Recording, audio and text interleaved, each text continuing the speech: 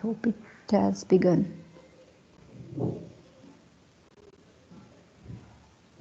Yeah.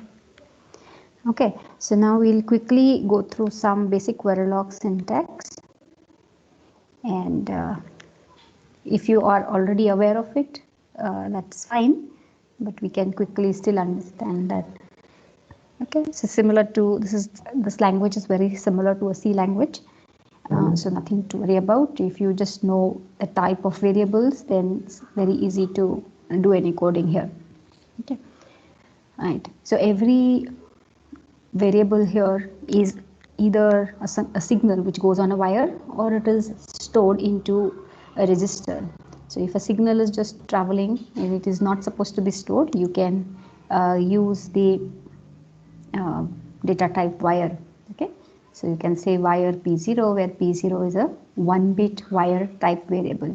If you want to use a bundle of wires, so here I have 8 wires going together. For example, a data bus which is of width 8. So this is like a data bus of width 8 bits. Okay, so if you want to define that, then you say wire data 1, data 2, these are 2 data buses, and then the width is defined in this way. So remember, the MSB is written first and then the LSB. So 0 to 7, this is an 8-bit data bus. Okay, you might want to define a memory with say 32 locations, and each location is 4 bits. Okay, suppose you want to do this, then you can define a reg type variable also, and then a wire is the default variable. So you can say here a register, which is a storage element, and each register is a 4-bit wide register, and I am calling that as a memory. And in this memory I have 32 locations. So this is 31, 0. So this is the number of locations, and this is the width of each location. Okay, then there is a concept of a module, like you define functions in C. Here every hardware construct is called a module, which is a hardware module which gets implemented. Suppose I want to define a hardware module which checks for what can we say, equality of 2 variables, whether these 2 variables are same or not.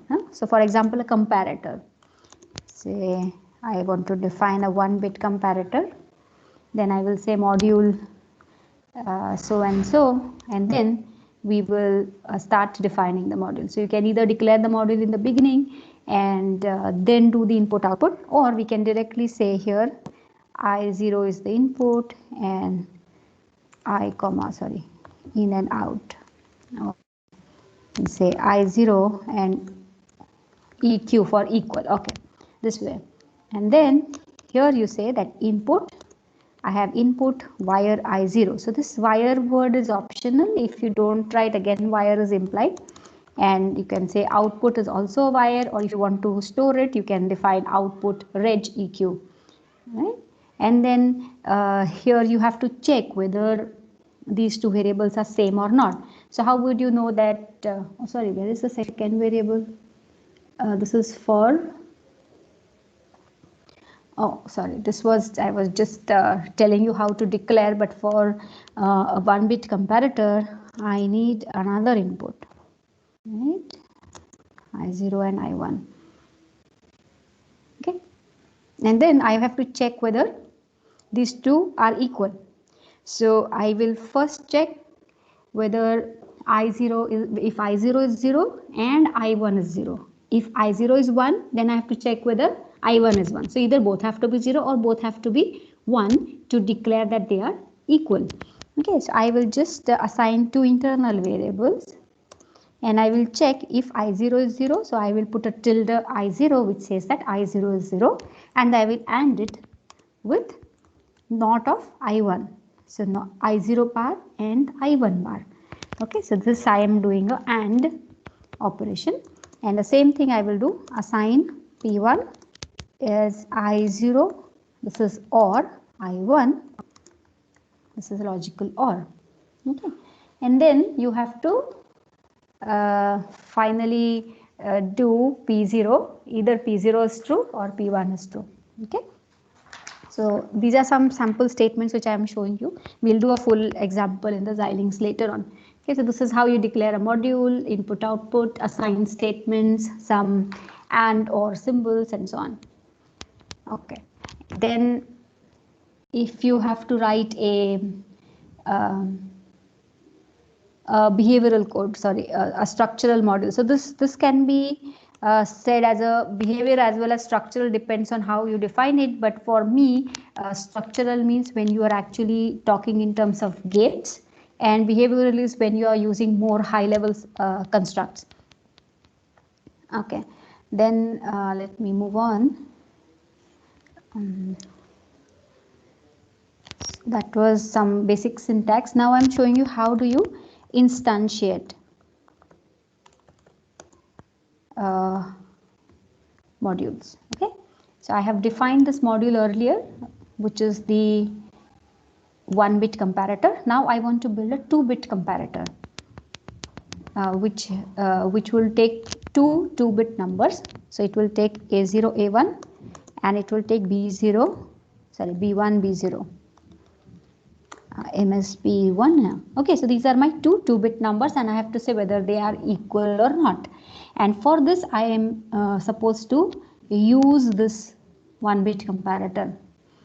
Okay, so for that, when you will begin this module definition, input output. Okay, so all this all things you will write, and after you have written this, somewhere in this place you have to write, you have to call that module. So I will say EQ1, which is the name of this module. I will say EQ1, and I will say compare LSB, compare the least significant bit, and to this I have to send A0, I have to send B0, and maybe get EQ0 as my output. Okay, so that's my requirement. If you write it in this order, it is mapped 1 to 1. So A0 gets mapped to I0, B0 gets mapped to I1. Okay, 1-to-1 mapping. In case you want to change the order for your own understanding, you might change it, but in that case you have to specifically tell which signal it maps to. So for that we have this kind of syntax. You have to put a dot I0, and then in that A0 will go as a parameter.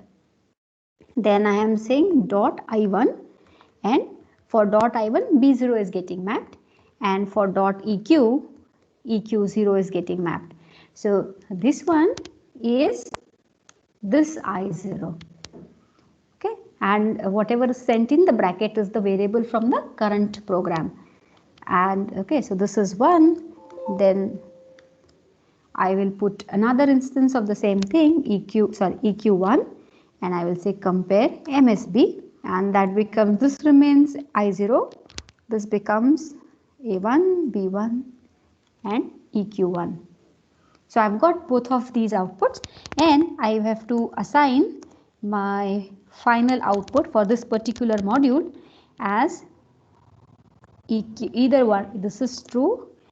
So your LSB has to be true and your MSB has to be true. Only then can you say that the 2-bit numbers are same. Okay, so this is the additional code which we will write for our new module, and this code will be embedded between module input output and followed by a end module. Right? Okay. So this is how one instantiates modules. Now what we will do is we'll try to develop the 1-bit comparator as a using basic gates. Okay, so let me draw the diagram somewhere, then we'll write the expressions here.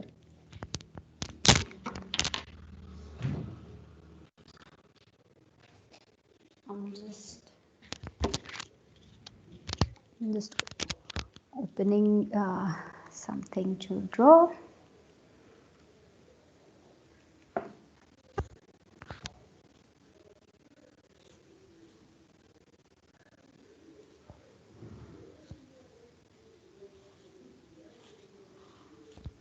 Okay, so I'm just checking whether the nots are equal, the negation of the both numbers are equal, and the numbers themselves or the signals themselves are equal. So this is I0, I1, and this is I0 negation, this is I1 negation, and I'm ANDing both of them. Then I have to AND the signals directly. So I'm calling this intermediate variable P1, this as P0, and when either of them is true, correct, so either both of them are 0 or both of them is 1, I can declare it as output EQ. Okay, this is a 1-bit comparator.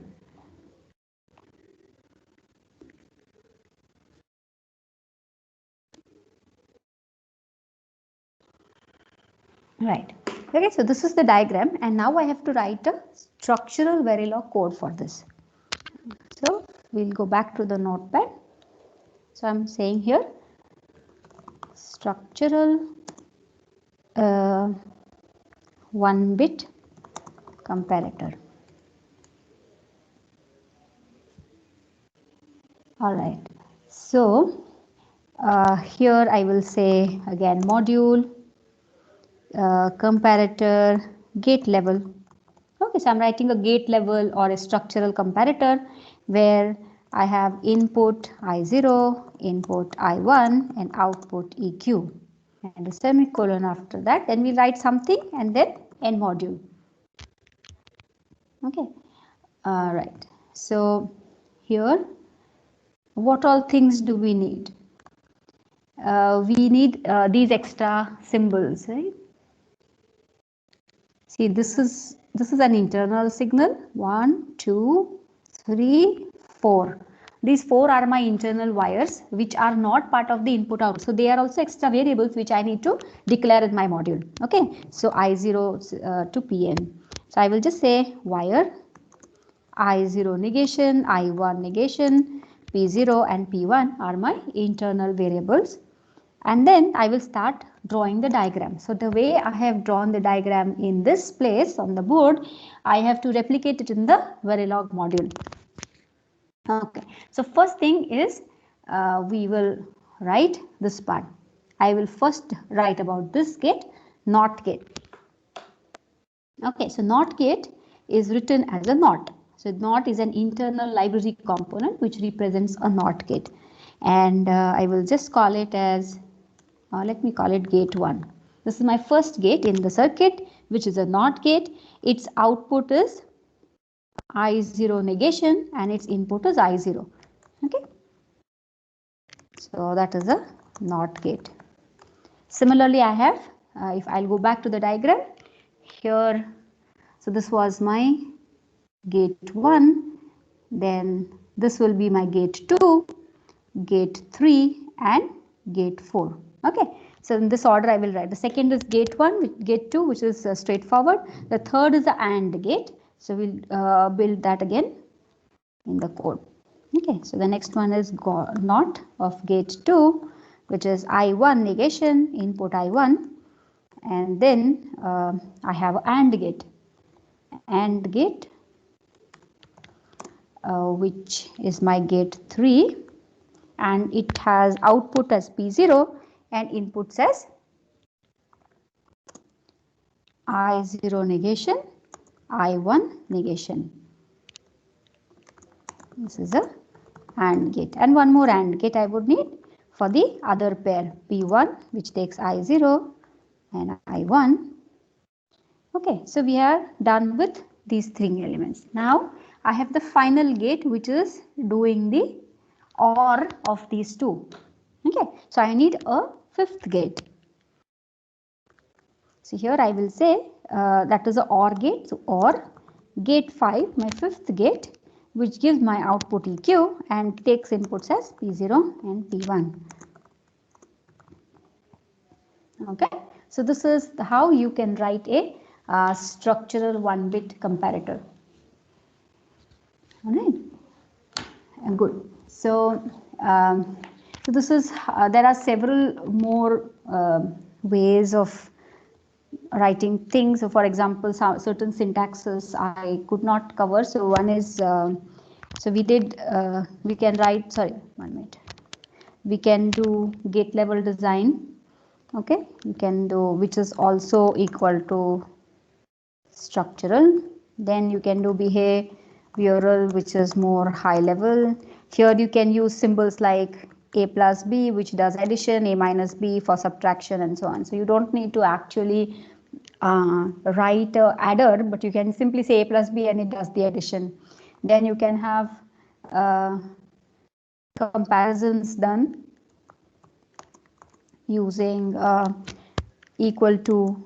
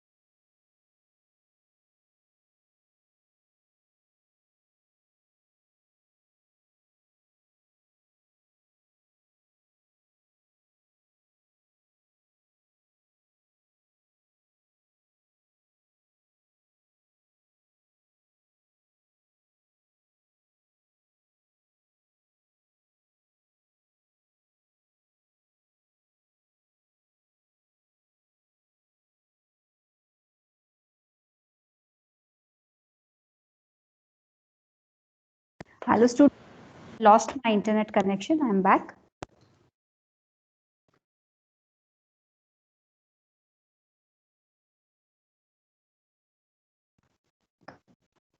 To screen which I was showing you, right? So you can always also have more high level constructs, and there is, say I'm defining some module, and in this I have some variables, and I want to take some action depending on what condition, if any condition holds or whatever. So I want to if statement, and I can also check at possible inputs. So I can, okay, so this says always, star means all variables, always when any variable changes, do something and then finish the module. So here I will say if, I can use high level constructs like if. I can say if some variable, say I have an array and I say if the fourth element in the array is equal to 1. Now how do I check? This is a single bit variable, it's a binary variable. So I will say it is a 1 bit binary variable and its value is equal to 1. So what is this statement saying? R of 4 is equal to binary 1. And then I will just say some output y becomes, I have to assign an output, and now I say let me assign the output equal to 4 because the fourth bit is equal to 1.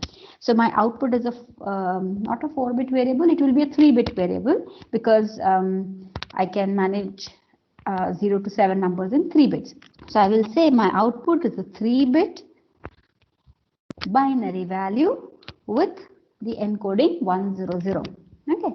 Then I will check for further numbers. I can put a else if and check for r of 3.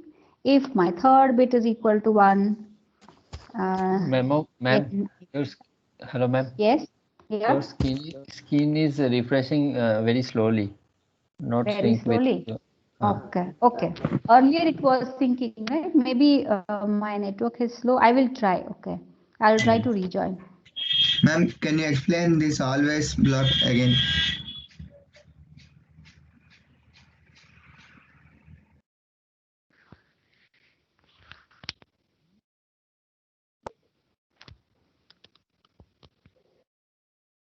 Okay, I am back. I'm just trying to share once more.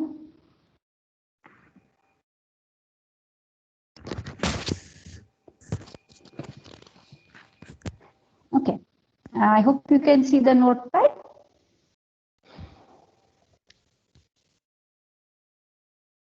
no, Can you see the notepad window? no, not yet, ma'am. No.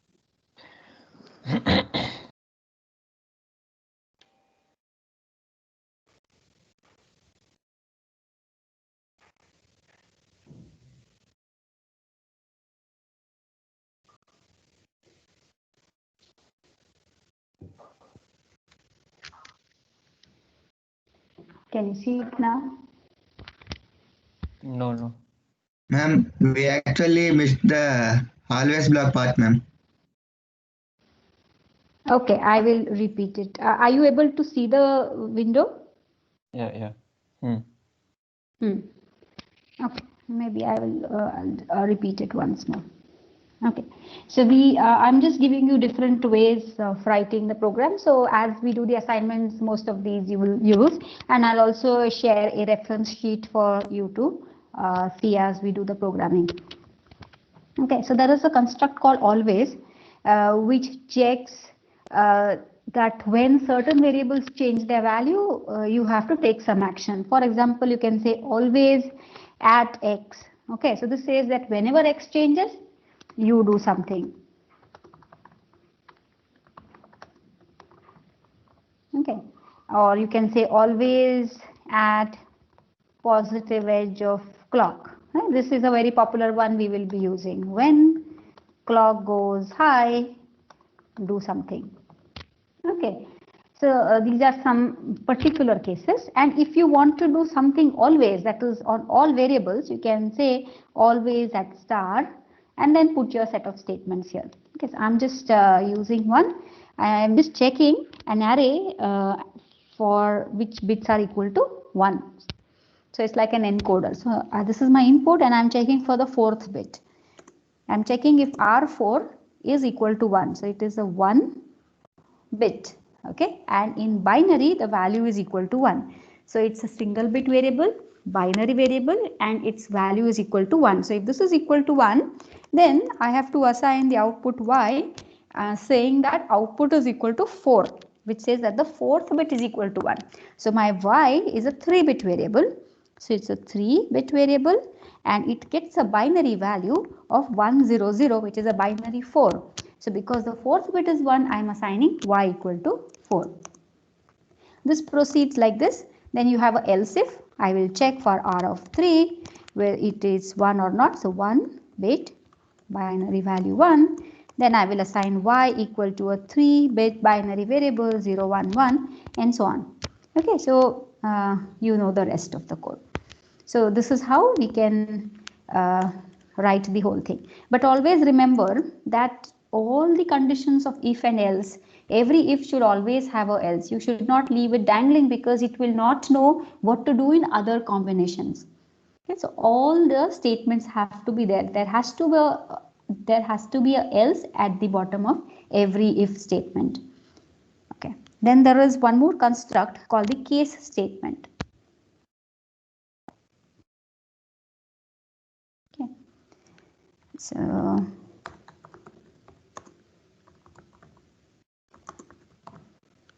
using a case statement. So what do I do? We are almost see case statement. I think I'll do in the next class because in today's assignment you do not need this.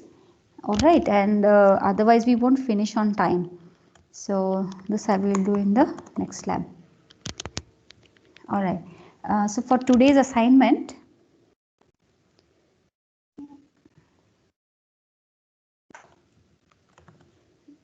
okay, so let me discuss with you today's assignment. So lab 1.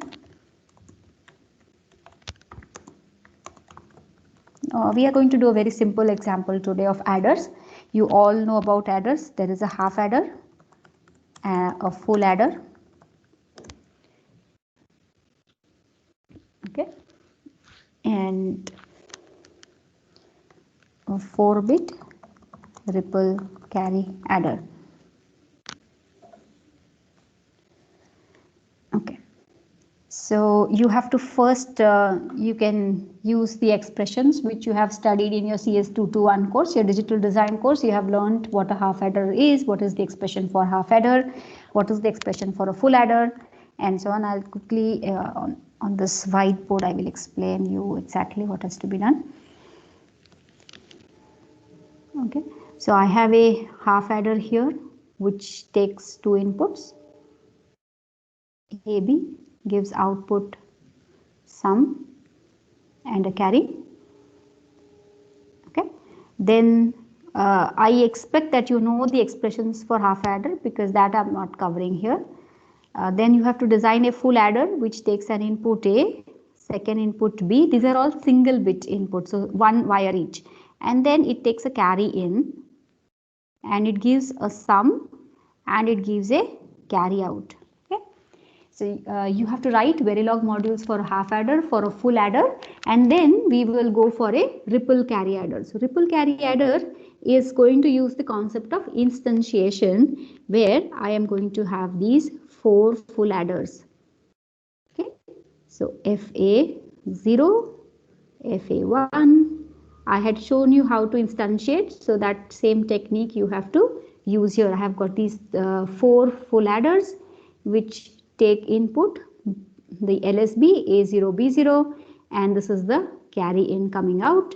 Then A1 B1 go to this, and so on.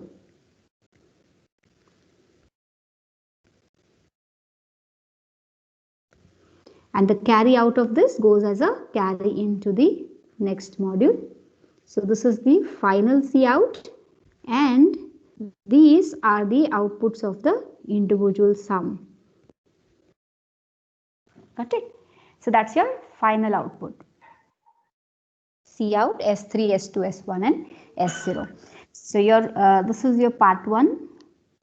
This is again part 1. So I mean, after you finish this, you show your designs to the TA, and this is your part 2.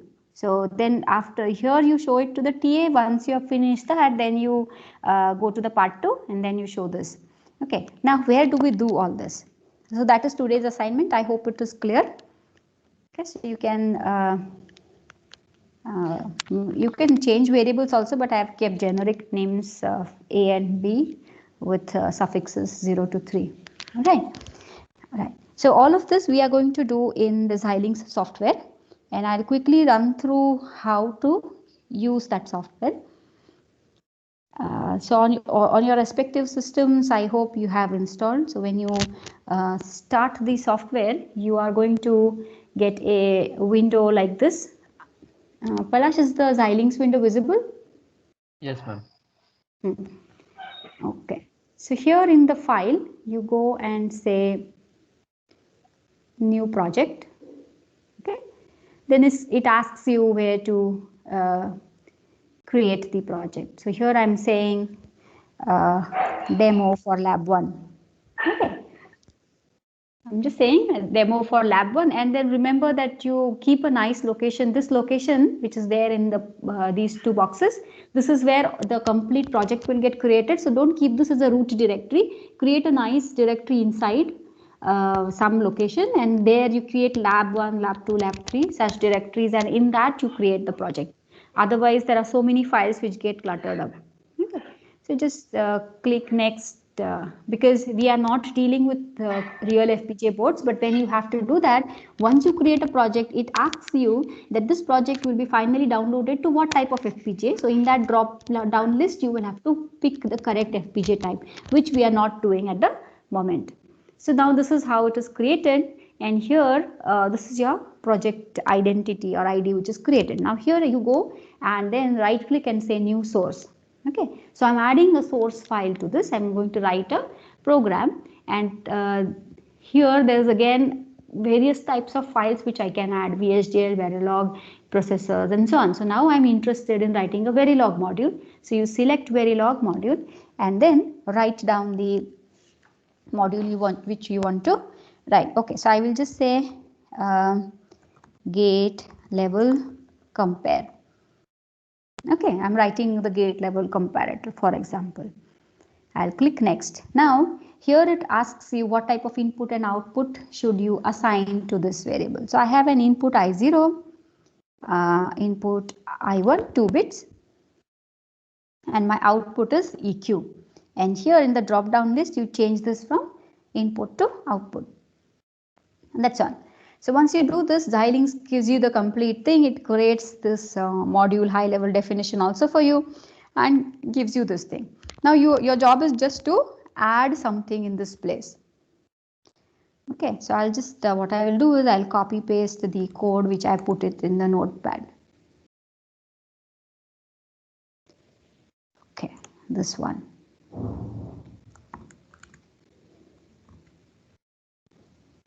Okay, so once I've done that, I can quickly check for the syntax. So you can see here where my mouse pointer is in the left pane, the middle part, there are many things written. So here there is a synthesize XST word. So if you click here, just expand that, and here there's a check syntax. So it says, okay, I have to save the file. Okay, it saves the file and it is checking the syntax for us. A number of errors to what went wrong.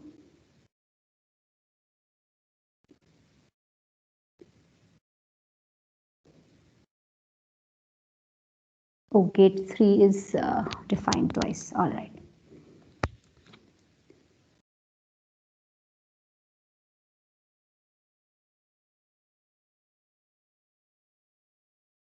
Done. Okay, so there are no errors in this. So at the bottom, you can look at the bottom of this slide. Here there is console which says, which shows the progress of the compilation. Besides that, there is an error window. So if there is an error, it will be shown here. Warnings. So be acquainted with seeing all these things.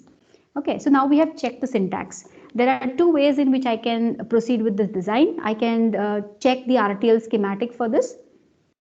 That is, we will synthesize the design and see whether the gates are correctly made or not. So I will just create here, or I'll double click this, or you can say right click and run. It will create the RTL schematic. Okay, so once it finishes it, it will pop up a window and say, okay, do you want to see it being drawn? We said okay, and then it gives you all the list of signals or small gates which it has done. But I want to see the whole module, so I'll just click the top one and I say add, so it gets added here. Okay, here. And now I will say you create the schematic. Show me the diagram which you have synthesized from my Verilog code. Okay, so you get this picture. Now this is a block level diagram, 2 inputs, 1 output, but I want to see what is inside. So you just double click on this. And then in the top just below the file, edit, all those options, there is the small zoom in and zoom out options. Just click there so that it becomes small and you can see in one window. Okay, so as expected, the picture which we had drawn on the whiteboard, it was same. I have one AND gate, these two NOT gates, and the OR. Okay, and you can click on all of these. When I click on this AND gate at the bottom, you can see that it expands all those and gives information of every component which it is using. Okay, so this is how you can see the RTL schematic. Okay, going back. Then when we do the synthesis, you have to, there's something called the synthesis report. So here at the top, design summary reports, the top one on the left pane. Then you will get the synthesis report, which is also seen in the right pane here. Okay, so that shows which file name, how did it synthesize, and there is a synthesis report tab right here. This is the link. I will click this link and this shows me the complete process it has gone through for doing the synthesis. Okay, how many lookup tables it has used, what type of clocks, what is the delay, and so on and so forth. Okay, so it will show you all this information. So just get used to reading this. What are the informations it is passing on, what is the delay of your circuits, all those timing analysis will also be done. So if you see here, the timing information is given there. Okay, so this says that this circuit totally takes 0.75 nanoseconds to finish, out of which 0.98 nanoseconds is the gate delay and 0.6 nanoseconds is the wire delay. Okay, so logic is 13% and 87% is the wire delay for this particular circuit. So this is the synthesis report of your design. All right. Then I want to check whether my circuit is working correctly or not. So I wrote this program, a .verilog file, but I don't know, I have to test it, right? Any C program you write, you are going to pass some test inputs to check whether it works. So for doing that, how do I check? Giving some sample inputs. I have shown you right now, we saw how to synthesize it. Now to check the sample inputs, you go back to your design. Here in the left top corner, right click and then say add new source. This time you select Verilog test fixture. Okay, and then I will just give the same name. What am I checking for? Gate, what's the name? Gate level comparator test. I'll just add a suffix test to it. Okay, so once you do this, again it does all the homework for you. So you are much less thing to do, because it gives you the model definition. It will include all the variables which you have used, so you don't have to worry about them. Naturally, it doesn't instantiate the internal variables, only the input and output, right? So the main testing starts from here, initial to end. Okay, so you have, it initializes both variables to 0, and then it says that you wait for 100 nanoseconds and then change the input. So now I will change input to 1 and I will change the other input to 0, and then I want to check one more input. So I will again I wait for another 100 nanoseconds. You can change this to 10 nanoseconds, 5 nanoseconds, and so on, and then you will try to check what the output is. Now once you've written this, you have to go into the simulation mode, which will show the outputs. Okay, so for that you need to go here in this tab. You can see this was the left one is implementation, which does the design synthesis, and this right one is simulation, which doesn't do the synthesis, which so after simulation you cannot download it on FPGA. For that you have to do implementation, but simulation tells you or gives confidence that your design is working as expected. Okay, so in the simulation tab, you can go at the bottom again, design utilities, and where was it? So simulation. Okay, sorry, you have to be on the Verilog file.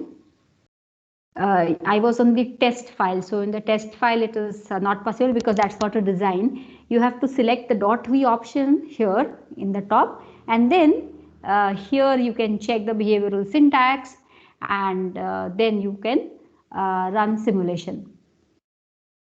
Okay, so there is a problem in my installation that this simulation, once you click here, it pops up a window which shows the actual waveforms. If you have seen in digital design books, there is this waveform which goes up and down and so on. So that waveform is created, and that waveform takes input from your test cases here. Okay, so this test cases which you write and the delays which you have inserted here, it will read all of this from here and draw the waveform for you. So you can go there and check whether your design is working correctly or not. Okay, so for this demonstration, I'll request my TA, but then the TA doesn't have this code, so he might have just a small AND gate or whatever. So he will demonstrate to you how the waveform looks like, because it's not presently working on my system. There's some compilation error coming. Okay, so once he shows the waveform demo, we are done with the explanation. Then we can start with the lab assignment. So over to you, Palash. I will stop sharing my screen. The recording still continues. Okay. Okay.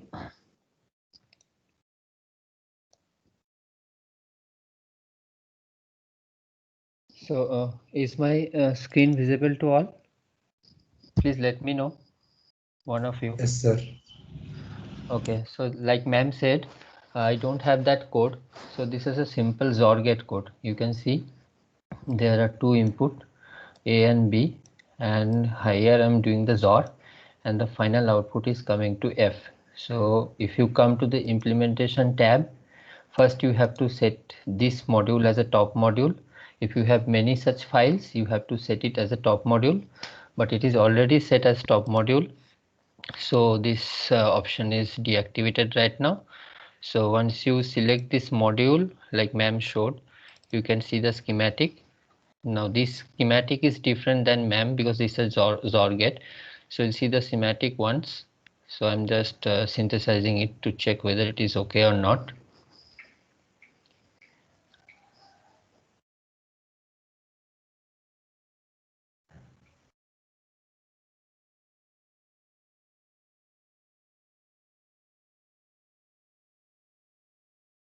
So this is the XOR gate. See, there is only one gate. So the XOR gate is created. Now I have to check whether this XOR gate is properly working or not. For that I will I'll close it and I'll come to the simulation tab here. So like ma'am showed, you can create your own test bench, selecting the text feature option. These all thing will automatically come, and the initial input is 0 0. So I have already written one test set, that is A equals to 0 and B equals to 1. So in XOR gate, if both these input one input is 0 and another input is 1, the output should be 1. So now you have to select this particular file, you have to click here, then you come to this simulation behavior model.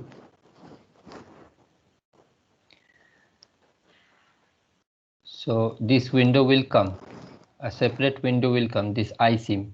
Can you see this small icon in my taskbar? So this icon will come and it will open like this. And now if you click this icon, you can see here the initially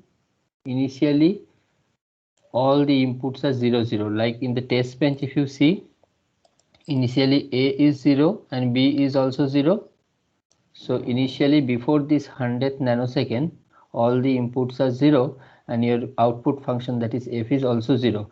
But after 100 nanosecond, as the test bench, see here, as the test bench is passing 0 and 1, so after 100 nanoseconds your input becomes 0 and 1 and your output becomes 1 automatically.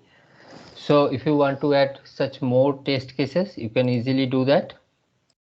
For that you just come here, copy it, and you will get one test case or test stimuli. You can give some other set of input like 1 1. So in 1 1 it should be 0. So after another 100 nanosecond it should be again, the output should again be 0.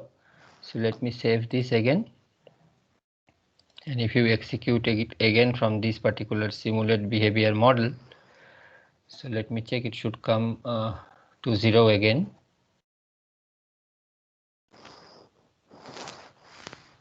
Click here.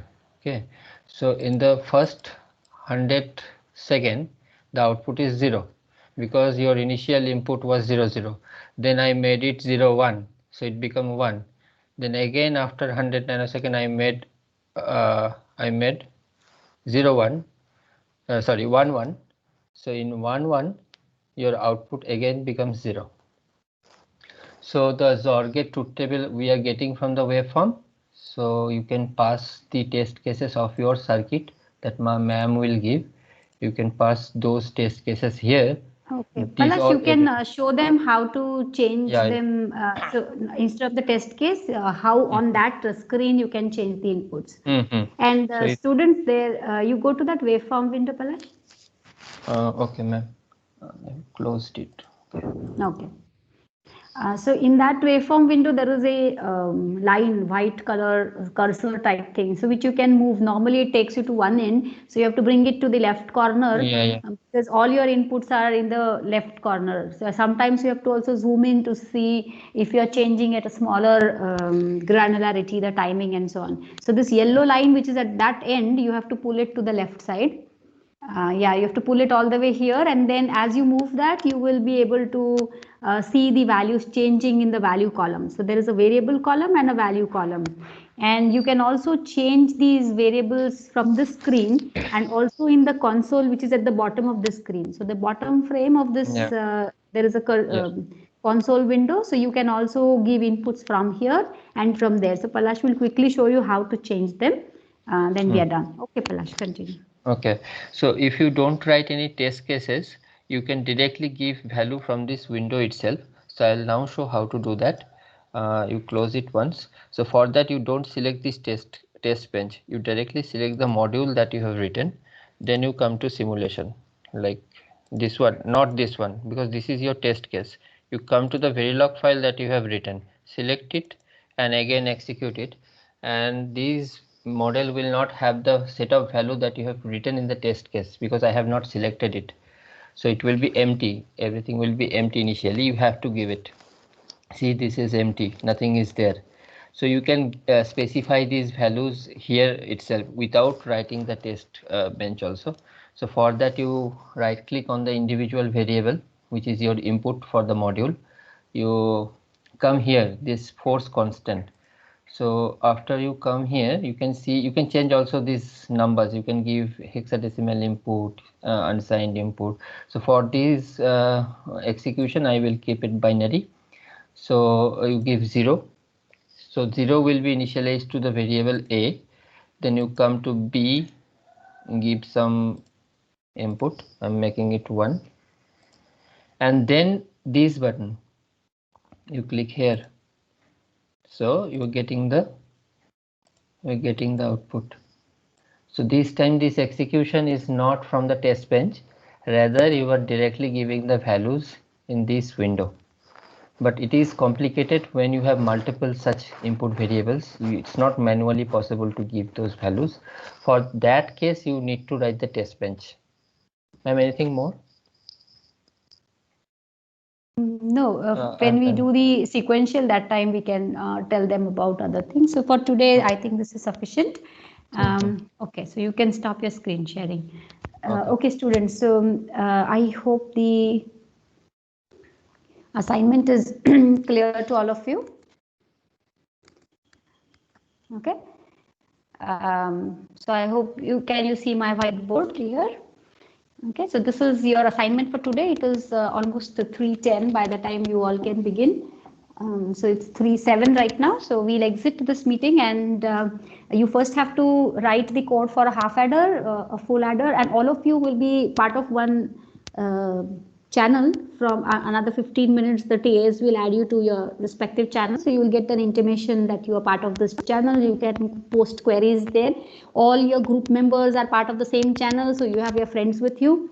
You can also take help from the internet, but you make sure that you understand what you are writing and don't just blindly copy the code. Okay, so do it using your Xilinx installation. When you are done with part 1, which is the half adder and the full adder, you can post a message, but I am estimating that you will be done with this in next half an hour. So 3:15 to 3:45. I expect if you are delayed, you can put a message that you are yet to finish. But by 3:45, as and when you start finishing, or the TAs will keep pinging you. So you have to come online, share your screen. It would be nice if you can also turn on your webcam so that you know each other, right? You are speaking to some teacher whom you have never seen, and we are also speaking to some students whom we have never seen. Okay, so it's nice that you turn on your webcam and you know your TA and the TA knows you. Once in a while, I'm not saying every time put your camera on, but once in a while show your face to the teacher, and the TA will ask you to share your screen. So you share your screen, show your Xilinx window, run them through the code. If they say test case dikhao, waveform dikhao, so go through all that, and then one by one the TA will do the evaluation. Once your evaluation is finished, you go to the part 2, which is the ripple carry adder. Okay. So in the ripple carry adder, you have to instantiate the modules and finish this. So that you start parallelly. If I just give an estimate, okay, so this is an estimate. So let's see how much we can try to manage. So I'm just giving an estimate of 315 to 345 for this part, and then 345 to say max 1 hour is also more than sufficient. So I'm just keeping an estimate of 430, but you can go up to 445 also. Okay, this is all including your Xilinx test cases and so on. So whatever you've learned, experiment with it. You can always overshot by 15 minutes, no problem. Okay, but those who have finished, please tell the TA so that they can start checking. And in parallel, your part 1 evaluation will happen. So don't just wait that until my part 1 is checked, I'm not starting with part 2. Then everything will get delayed. So while the TAs will start checking in this time here. Okay, and here again the TAs will keep checking your assignment. So while the TAs are checking some students' assignments, the others can start with their part 2, and it is estimated that we all should be finished with the evaluations, everything by 6 p.m. Okay, so cooperate and then help each other so that online lab we can do very successfully and have a good time doing the work and not just boring and some burden that we have to get rid of. Okay, so let us enjoy this whole session of online semester and help each other to learn. Okay, thank you students so much. If you have any doubts to be asked to me, you can put in the general channel, but don't put so many questions. Particular questions you can write in your respective channels, whether TAs are there to answer, even I will answer inside that channel. Okay, so best of luck for today's assignment, and I close the session right now. Hello. And hello. Hello, yes, ma'am. I had a particular doubt. There Okay. was a problem occurred yesterday night when I was running my Xilinx software. It did not run properly. I think there was a problem in installation or something. Can I do my today's lab on an online editor and present my screen? On which editor? Where will you do that? I think that there is a editor EDA Playground